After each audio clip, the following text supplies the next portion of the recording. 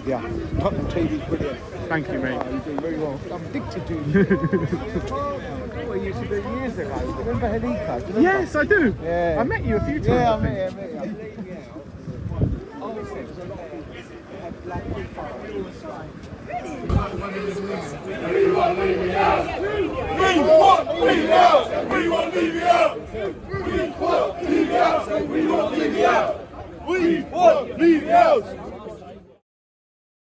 Question number one: have the ownership lost the trust of the fans? Oh, absolutely. Absolutely toxic they are, toxic. I believe so. I believe a significant proportion of the fans, yeah, absolutely. On the pitch, no. Off the pitch, yeah. Yeah, I do. I think they've done some fantastic things off the field. Have you got enough voltage in there? Because I'm just going to crack on, shall I? Just absolutely crack on. Yes, they have.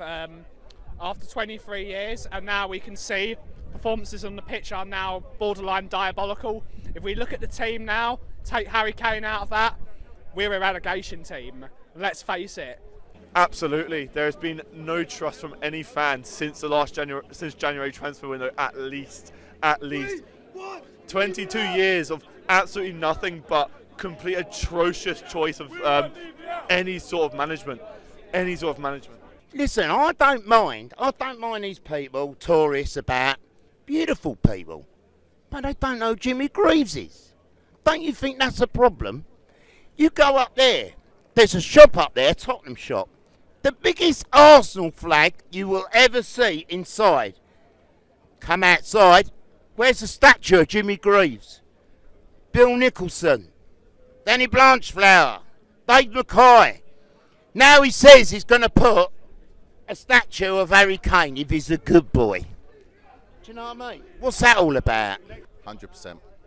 I think I'm very surprised that the fans haven't turned a lot earlier. It was clear to see that the owners think about money before the team, and it's not just me saying it. It's on the pitch now. How many managers have we gone through? Where are we now compared to where we were 5 years ago? So we've gone backwards. But from the owner's perspective, they've done nothing wrong. It's all the fans' fault. Because they've let us down on the field, and the football is now terrible. 100%, Simeon. Look, you know me from when I've come on your channel. I've been saying the same thing over and over and over again. And I think now, after Newcastle, it's woken a lot of people up, hasn't it? It really has. You could see that social media is ablaze. This is the moment. This is the moment. You can just sense something in the air tonight. Look, you look around, there's been more people. It's dead around here. There's nothing. I think this is the moment. This is the moment. Just years and years of neglect of the team. Promises broken. Promises made broken. It's just pathetic. Ultimately, it takes time for people to have their trust eroded, okay? And it's very easy in today's world to be distracted by things. People are busy, people are tired, especially in the environment that we live in today. You know, there's a cost of living crisis going on. A lot of people just want to sort of switch off from stuff like that. That's fair enough, I can understand that. However, if you believe in Tottenham Hotspur, if you believe that a club, any football club, not just Tottenham Hotspur, is about sporting competition, it's about going out there and being a threat, being a challenge, then the only thing that a person can do is to stand up against an ownership that doesn't believe that. They don't. Everything that they do, every action that they take is not designed to feed into sporting competition. It's designed to feed into financial competition. These are the things that we as fans have to say, no, that's not the achievement that we want as a club. If you look at Everton, for example, most of their defence gets in our team. Most of them, bar one. So yeah, they've let us down on a footballing side, and that's what we're here for. We're not here because we're checkbook fans. We're not here. We're football fans, and the performances are crap. Well, you have to ask each individual fan, Sim. For me, yeah, I was Enic out, Levy out when we sacked Pochettino. 100%, if not more. I've been coming for years. It's getting more and more toxic. There's no solution. It's time for Mr. Levy and his crew to disappear. I mean, I was torn because I've never seen a world-class manager like Jose ever come to Tottenham Hotspur. So I knew Poch staying and doing the rebuild was the right thing, but as a fan, I got on board with Jose. But sacking him before the Carabao Cup final, that was the absolute tipping point for me. I was Enic out, Levy out already, but that was the cherry on the cake. So for fans like me, yeah, I'm definitely. I don't have any trust for the decisions they make regarding football anymore, and I want him out. I genuinely want Daniel Levy out of the club. Obviously, after the sort of 6-1, massacre at St James's, and I mean, if you're looking at it as well, this is just purely, we don't have the right culture. We don't have just like that one thing we need to strive towards, which is dare us to do attacking football. And so we've not been recruiting around that. We've had Conte, we've had Mourinho, we've got players like Davison Sanchez who are dead wood who you need to get out. They've lost my trust. Did they ever have it? Did they ever have it? I mean, listen, Enic, the players that they get, I'm just going to sort of go off topic a little bit here. The managers we've had are winners. Mourinho, Conte, they're winners, proven winners. The only place they haven't won is here. And why? He wanted Skriniar, he got Rodon. He wanted Hakimi, he got Royale. He wanted Wijnaldum, he got Sissoko. It's always the cheap options, and people blame the managers. And as much as I hate Mourinho, you don't sack a winner a week before a cup final. It saved him. What did it save him? 15 mil. That's why he did it. Other than that, you don't do it. It's all a money game to him. He doesn't care. He doesn't want trophies. But yeah, it's starting to crack. To be fair, I was never really Levy in, Enic in or out. I was sort of sat on the fence. It's where they get involved in the football side of things is what bothers me, and it's starting to get a bit painful now, isn't it? So this step aside conversation, or he'll hand over control to someone else, it's not going to happen, because if we get football people in to do the work and they make the decisions, if they hit a difficult patch as part of the journey, part of the process, whatever we want to call it, Levy's going to come jumping in. No, we can't be finishing 10th. No, I need the money for the business. We need the financials to be higher. We can't afford not having Europe. I can't charge the same prices for tickets if we're in a lower level European competition. If we were to just maybe scrape into the Conference League, he'll interfere. So he has to just step away as chairman of Tottenham Hotspur. If he stayed in the club, I could maybe tolerate it. But as chairman, having any involvement in decisions, no. What are the ownership doing wrong? What are they doing right? Where to begin, Sim? Where do you begin? The football decisions. Not listening to the real fans. Not listening to the real Tottenham supporters. It's just a load of small mistakes, but nowadays it's almost like they've lost complete sort of organisation of how football is meant to work. Like transfers, awful. Management choice, awful. Nuno. Who wanted Nuno in their team? Even Levy probably thought that's a quick decision, isn't it? So it's just small decisions that cause big effect to our football team. The real question is, what are they doing right? That is the real question. But they're just running the club, and it's not like we don't spend money. We do spend money. Poorly. We micromanage every little level of the football club. We need to bring in a real director of football, a real manager that's going to work together, and that they're going to be allowed the tools to be able to build their team rather than Mr. Levy manage everything and get Jed Spencer's in, Joe Rodon's in. We need to be building actual football teams. They don't believe in football. They believe in the money, the investment. They do not believe in the football that this club, that this city deserves and played for. All the fans.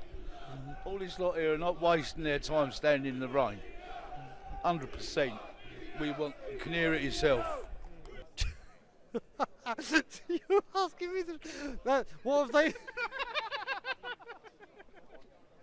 That's a really good question. Nothing. We sing this song. My eyes have seen the glory of the cups of white. I'm ashamed of that song. How can little kids sing that song now? Do you know what I mean? That is an embarrassment. That is what this club is all about. Listen, he's worried about prawn sandwiches and caviar. He's not bothered about jerk chicken and chip shops and this shop. He's not bothered about tradition. This man that Bill Nicholson built this beautiful house, this man has smashed it, demolished it. These places, they're doing well at the moment. Give it 5 years, their rent's going to go up, there'll be flats over there. This is going to, you know, he thinks he's doing it for the whole of Tottenham. Right? No, he's not. He's doing it for himself. The whole of Tottenham will be pushed out. Pushed out, they will. Not focus on the football. I think just getting too involved in the football side of things. I think what they need to do is stick to the business side of things. Yeah, man. I know.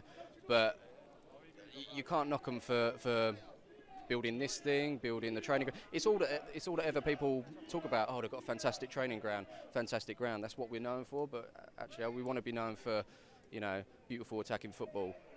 We want to be known for winning trophies whenever that happens. I don't know when that's going to happen, but yeah, let them do the business side of things. I'm happy for them to just change their ways and just run the club properly.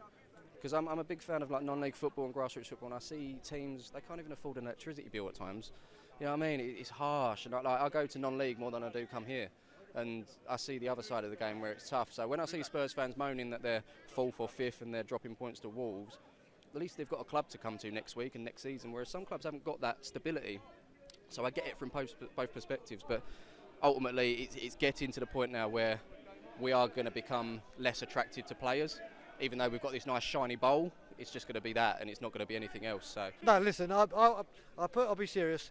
On the business side, there's no doubt what they've done as a business. There's no doubt what he's done for commercial growth. There's absolutely no doubt. But when I spoke to my grandpa and my dad and said what football teams you should support, my grandpa and my dad didn't say, I support Tottenham because the economy is so good and they do skywalks and they have retractable pitches. That's not what we all support this football club for. I care about what goes on that pitch, and quite frankly, they have been horrific. We sat George Graham a week before a semi-final against Arsenal. That was revenge for George Graham. The managers asked for certain players, we go and get not a plan B or C, we go and get these random signings that make no sense, that don't fit into the system. Where'd you start? Everything. They're more interested in property, they're more interested in events, they're more interested in skywalks. They don't treat fans as fans anymore, we're customers. There's no connection between the club and the fans anymore. We sack managers before cup finals. I've already said semi-final, but Jose Mourinho, the cup final. Managers ask for rebuilds, they don't get it. Club makes signings that the manager doesn't want. We know that Jed Spence was a club signing, we know this. Levy wants to buy the players, sell the players, doesn't give the manager the tools he wants. Spent 3 windows with not signing anyone. Getting rid of a manager after 11 games that delivered you what you wanted, and then went for managers that clearly didn't fit his brief. You know, if the manager walks in and says, I want 200 million, Daniel Levy's not going to give you 200 million. So, you know, how can we be in the last 4 years not had a manager that's completed the whole season? We don't stick by any managers long enough to see if they can actually get us where we want. I felt we were only maybe 5 players away under Conte. Conte lost his mind, he had enough, he wanted out. Why has he got to that stage as a manager? Paul Mitchell said when he joined Tottenham, this is a dream job. Couldn't wait to get out of the club at the end of his time. So the decisions made at the board negatively impact the decisions needed to be made at a footballing level. Well, like I say, they haven't. If you just pick one part of the culture, it's what you guys have been saying, it's what the Spurs show have been saying, what Last Word on Spurs. All of them, they've just been saying, if you just have one point of the culture, which is just what do you actually want to do? Do you know what I mean? If you pick, okay, fine, we want attacking football, we want daring football, do that. Pick the kind of people who are going to get you that, rather than just sort of picking up on opportunities and sort of going for, you know, glamorous managers and stuff like that. It's the money. They don't spend enough. They could do all they want with the go-karts and the skywalk and everything like that, but they don't spend enough money on the players. You can keep swapping managers as much as you want. It's not going to do anything. You can't polish a turd, and you can't make them players any better. Dyer, Sanchez, Davis, Royale, Perisic, Lloris, Højbjerg, Skip, all of these players, they're not good enough. They're not good enough to win anything. So replacing the managers again and again ain't going to change anything. Let's change players. It's been a litany of it. You know, they came into this club in 2001 one of the very first things they did, and I'm not saying this in support of him as a former Arsenal manager, but one of the first things they did was fire George Graham. The reason that they did that is that he, as a manager, said, "You are not equipping me to do my job." That is not the action of someone who is competent at running a football club. The manager of a football club should be the focal point of a club. Under Enic, the manager has never been the focal point of the club. It has always been the executive board. Even Pochettino, who gave us our days of pomp, the closest we've come to actually winning something of significance, even he was not the focal point. Daniel Levy has been, and that tells a story. And last question, what action or change do you want from the ownership? Put the club up for sale. Ideally, this ownership change. It's time we started acting like a football club first and not an entertainment business that has a football club here once every couple of weeks. I don't know, mate. Are they going to do it? That's the thing. Like, you know, if you were the owner, what would you like to see change right now? So if I was the owner, I'd bring in a sort of a manager who is going to, you know, give you attacking football. Maybe a Nagelsmann who's going to have control over your transfer budget, even though that's, you know, that might backfire on you. But even so, you know, just bring in someone who the fans can get behind, and then maybe, you know, maybe it will go away. But like the thing is, you've had 4 years of just the same shit.